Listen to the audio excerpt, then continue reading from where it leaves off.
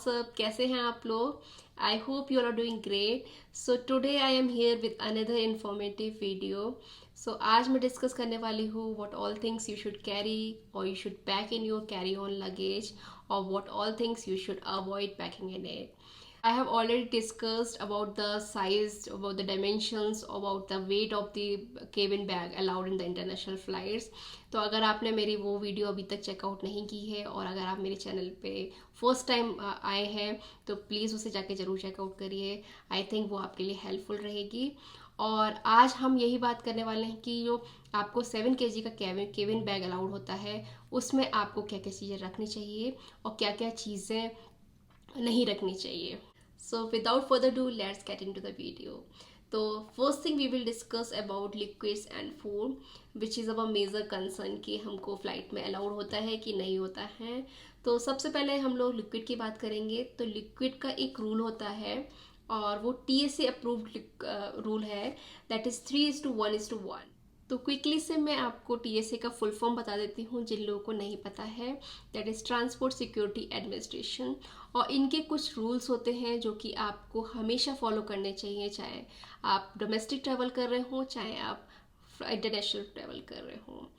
तो आज की वीडियो में भी मैं मोस्टली जितना भी कवर करूँगी वो सारे TSA अप्रूव्ड रूल्स होंगे, और मैं उसका लिंक भी, उनकी वेबसाइट्स का जो लिंक है वो भी डिस्क्रिप्शन में दे दूँगी ताकि जब भी आप ट्रैवल करें उससे पहले उनकी जो गाइडलाइंस होती हैं उसे चेकआउट कर लें। तो हम लोग बात कर रहे थे लिक्विड रूल की, दैट इज़ 3:1:1, और आई थिंक इससे पहले मैंने इसको 3:1:1 प्रोनाउंस कर दिया था। So that is incorrect pronunciation. The correct pronunciation is 3:1:1। So now let's talk about what is this 3:1:1 liquid rule. तो सबसे पहले तो जो आपका लिक्विड आपको अलाउड है उस पर लिमिट होती है, that it should not be more than 3.4 ounce और 100 ml। तो जितना भी लिक्विड आप कैरी कर रहे हैं उसकी जो बॉटल होती है वो आपकी 3.4 आउंस से कम ही होनी चाहिए, उससे ज़्यादा नहीं होनी चाहिए। एंड सेकेंड थिंग कि जितना भी आप लिक्विड कैरी कर रहे हैं that should be in your quart size plastic bag, और वो बैग बिल्कुल ट्रांसपेरेंट होना चाहिए एंड रीसेलेबल होना चाहिए, मतलब आप उसे रीसील कर सकते हैं। And third thing is 1 person allows 1 bag. तो आप एक ही बैग कैरी कर सकते हैं, एक से ज़्यादा लिक्विड बैग आप कैरी नहीं कर सकते हैं। तो एक चीज़ मैं आपको बिल्कुल क्लियर कर देती हूँ यहाँ पे कि अगर आप ये सोचें कि यार मेरा जो मेन प्रोडक्ट है, मेन साइज बॉटल है, उसमें बस थोड़ा सा ही प्रोडक्ट बचा है और दैट इज़ अबाउट 100 ml, क्या वो मैं कैरी कर सकती हूँ कि नहीं, तो आई वुड से कि ऐसा बिल्कुल भी नहीं करना। जैसे ही वो आपकी बड़ी बॉटल देखेंगे और वो आपकी क्वार्ट साइज प्लास्टिक बैग में तो बिल्कुल भी नहीं आ सकती है, तो वो आपको बिल्कुल भी अलाउ नहीं करेंगे। तो इसीलिए मेक श्योर करें कि जो भी आपका प्रोडक्ट उसमें बचा है वो आप 100 ml की बॉटल में करके लेके आ सकते हैं।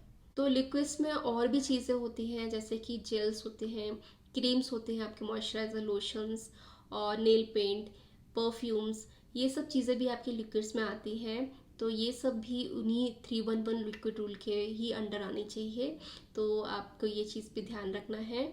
और जो आपका मस्कारा होता है या फिर लिक्विड आई शेडोज वगैरह होते हैं, ये सब भी आपके इसी के अंडर आएंगे। और जो आपके पर्सनल स्किन केयर के सामान होते हैं लाइक टूथपेस्ट, सनस्क्रीन और ड्यूल्स वगैरह, जो परफ्यूम्स होते हैं, या फिर जो मेकअप में मस्कारा होता है या लिक्विड आई शेडो होते हैं, वो सब भी लिक्विड्स के अंडर ही आएंगे। और लिक्विड्स में सबसे मेन चीज़ होती है आपकी वाटर बॉटल। तो आप कोई भी बड़ी बॉटल कैरी नहीं कर सकते हैं, और जो भी आप वाटर बॉटल कैरी कर रहे हैं मेक श्योर करें कि उसमें 100 ml ही वाटर रह गया है, और नहीं तो वो आपको वहाँ पे थ्रो करवा देंगे, तो वो भी बिल्कुल भी अलाउड नहीं। और इसके लिए आप क्या कर सकते हैं कि आप एक एम्प्टी बॉटल हमेशा कैरी करें, और जैसे ही आपका सिक्योरिटी चेक इन हो जाता है आप उस बॉटल को रिफ़िल कर लें। और जब से ये पेंडेमिक वगैरह स्टार्ट हुआ है तब से एक TSA की गाइडलाइंस है सैनिटाइज़र के रिगार्डिंग कि आप 350 ml ऑफ सैनिटाइज़र कैरी कर सकते हैं। तो अब बात करते हैं फूड आइटम्स की। सो अकॉर्डिंग टू TSA आप अपना जितना भी फूड आइटम्स है वो सॉलिड फॉर्म में कैरी कर सकते हैं। आपको बिल्कुल भी क्रीम बेस्ड और लिक्विड फॉर्म में फूड अलाउड नहीं है। आपकी सील्ड ड्रिंक्स वगैरह होती हैं वो भी बिल्कुल भी अलाउड नहीं है, तो आप वो कैरी नहीं कर सकते हैं। और जो भी आप फ्रूट्स वगैरह हैं वो कैरी कर सकते हैं, बट मेक श्योर करें कि वो आप एयरलाइंस में, मतलब प्लेन में आप उसे खा लें। तो एक और चीज़ हम इंडियंस लोगों के लिए बहुत मेन है, जब भी हम लोग पराठा या रोटी या फिर थेपला वगैरह पैक करते हैं, उसको हम लोग फॉइल पेपर में बिल्कुल भी नहीं पैक करना है, क्योंकि जब भी आपका वो स्कैन के लिए जाता है तो फॉइल पेपर डिटेक्ट हो जाता है। तो इसीलिए हमेशा मेक श्योर करें कि उसको आप या तो किचन टॉवल में रैप करें या फिर किसी क्लियर प्लास्टिक या जिप लॉक में उसे कैरी करें। और जो भी आप खाना कैरी कर रहे हैं उसको आप हमेशा निकाल के, जो भी उनकी जो बिन ट्रेज होती हैं उसमें आप अलग से रख दें, ताकि जो उनको इजी हो जाए और आपके बैग में या पर्सनल बैग में डिटेक्ट नहीं हो।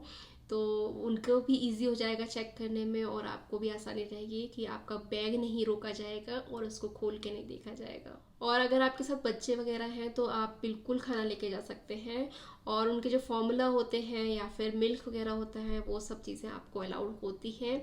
वो एक एक्सेप्शनल केस है कि अगर आपके इन्फेंट्स हैं तो आप ये सब चीज़ें लेके जा सकते हैं। And the third thing, you should avoid packing in your cabin bag that is powder substance.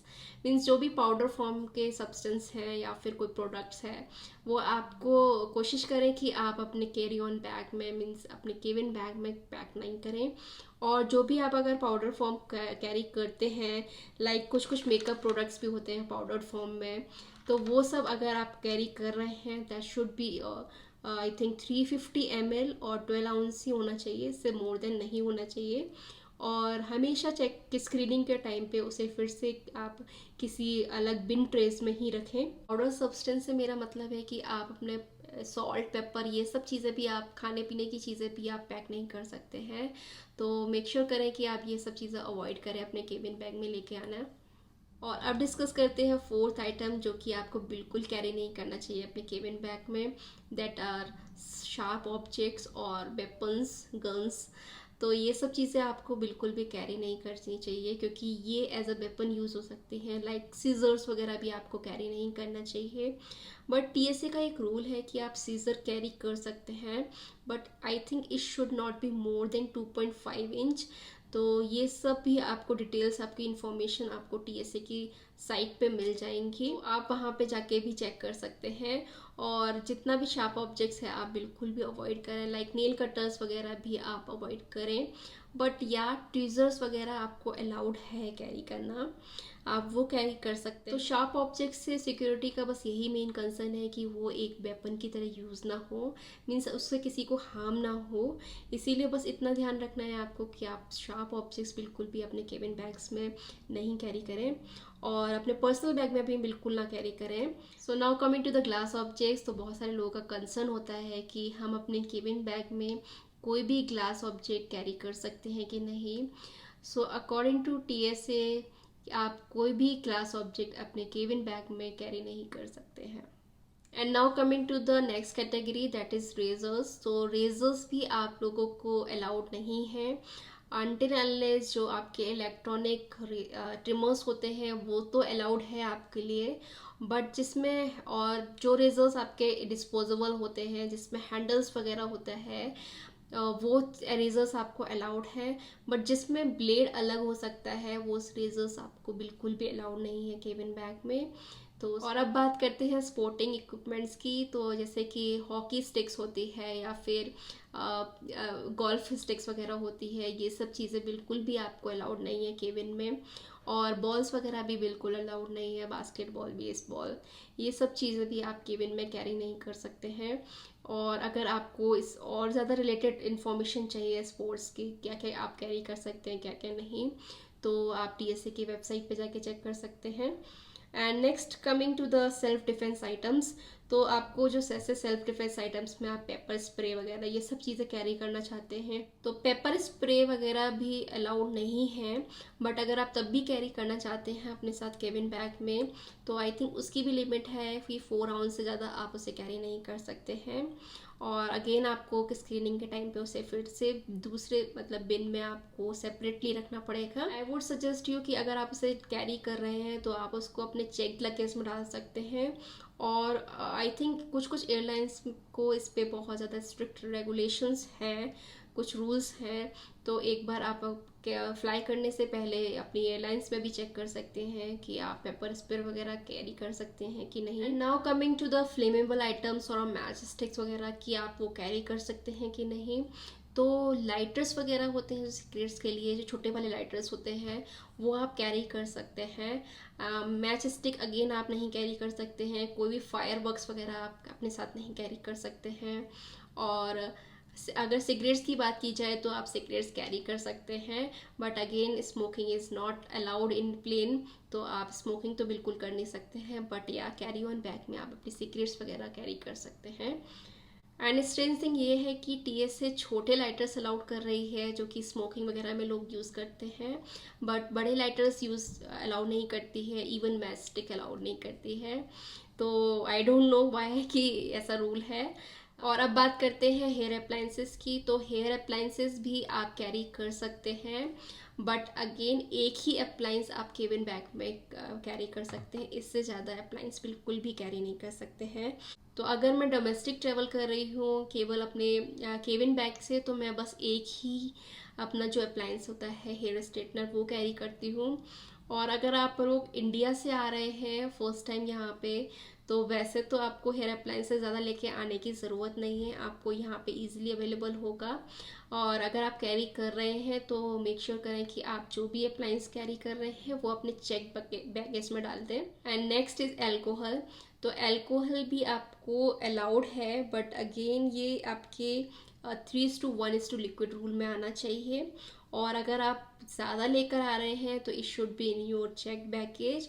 और आई थिंक चेक बैगेज में ये 5 लीटर अलाउड है, बट मेक श्योर करें कि वो सील्ड होनी चाहिए और खुली नहीं होनी चाहिए। तो आप ऐसे अपने अल्कोहल को कैरी कर सकते हैं। और उसमें भी आई थिंक कुछ परसेंटेज का लिमिट है कि आप 24% to 70% अल्कोहल ही कैरी कर सकते हैं। तो अगेन क्वेश्चन आता है कि आप ड्यूटी फ्री अल्कोहल्स जो होती है एयरपोर्ट से वो आप कैरी कर सकते हैं कि नहीं।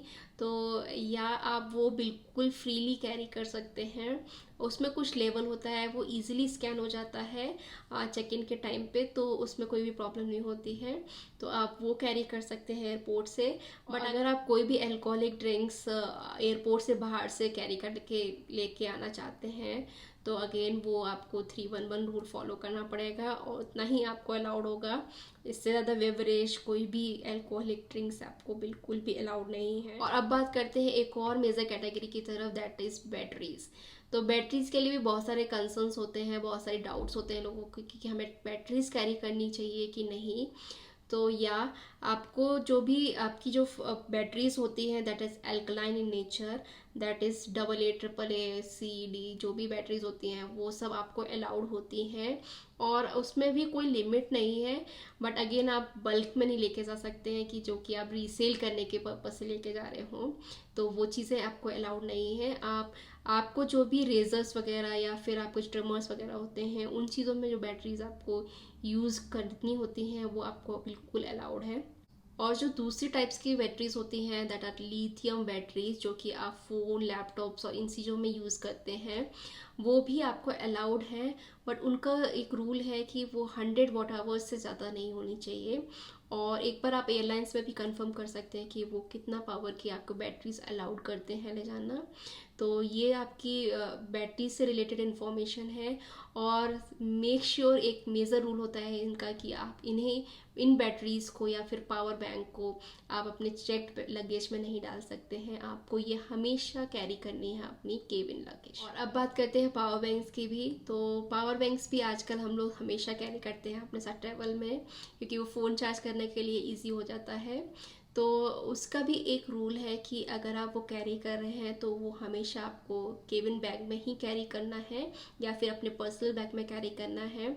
और स्क्रीनिंग के टाइम पे हमेशा उससे आपको जो ट्रेस होती हैं उसमें रख कर आपको स्क्रीनिंग करानी है।